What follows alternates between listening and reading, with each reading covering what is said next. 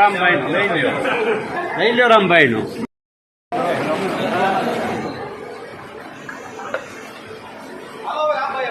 હાલો રામભાઈ નો લઈ લ્યો રામભાઈ નો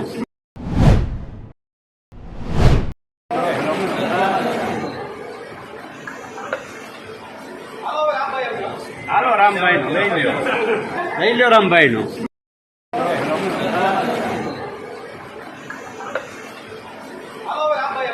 હાલો રામભાઈ નો લઈ લ્યો રામભાઈ નો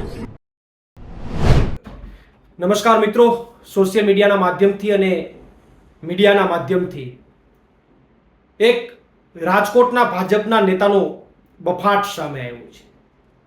હજુ તો રાજકોટના અગ્નિકાંડની અગ્નિ ઓલાણી નથી. હજુ તો એ પરિવારો હૈયાફાટ રુદન કરી રહ્યા છે. હજુ સમગ્ર ગુજરાત શોક મગ્ન છે. ત્યારે દુઃખ વ્યક્ત કરવાની જગ્યાએ, એ પરિવારોને દિલાસો આપવાની જગ્યાએ અને ફરીવાર ભાજપના રાજમાં આવી ઘટના ન બને એની તકેદારી રાખવાની જગ્યાએ ભાજપના જવાબદાર નેતા રામભાઈ મોકરિયા મીડિયા કર્મીઓની હાજરીમાં, મીડિયાની હાજરીમાં જે જાહેરમાં ન બોલી શકાય એવા શબ્દોનો પ્રયોગ કરી રહ્યા છે, જે મને લાગે છે કે એની નબળી માનસિકતા અને ભાજપની નબળી માનસિકતાના દર્શન કરાવી રહી છે. સાહેબ, આ સમયે આવા શબ્દો કઈ રીતે નીકળે? આ સમય દુઃખ વ્યક્ત કરવાનો સમય છે. એ પરિવારોને દિલાસો આપવાનો સમય છે.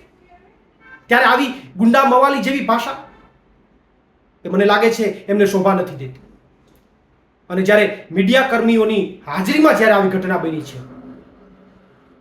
ત્યારે તમામ મીડિયા મિત્રોએ પણ આ વાતને ઉજાગર કરી અને એમની નબળી માનસિકતાને ઉજાગર કરવી જોઈએ.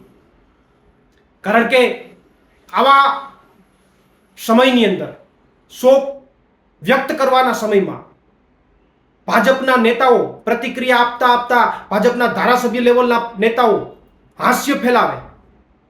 મને એ નથી સમજાતું કઈ રીતે હાસ્ય આવે. જ્યારે વાત કરીએ તો દુઃખ થાય, દર્દ થાય, રુદન આવે અને એની જગ્યાએ તમને હાસ્ય આવે.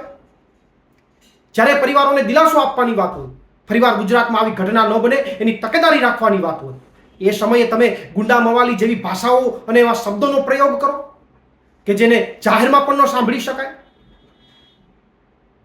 ત્યારે મને લાગે છે કે આ ભાજપના નેતાઓને અને રામભાઈ મોકરિયાને સત્તાનો પાવર ચડી ગયો છે. ત્યારે એ રામભાઈ મોકરિયાને હું ચેલેન્જ પણ આપું છું કે તમને સત્તાનો પાવર અને સત્તાનો જો નશો ચડ્યો હોય ને તો એક દિવસ ચોક્કસથી એ સત્તાનો પાવર અમે ઉતારીશું. પ્રવીણ રામ, ફ્રન્ટલ પ્રદેશ અધ્યક્ષ, આમ આદમી પાર્ટી.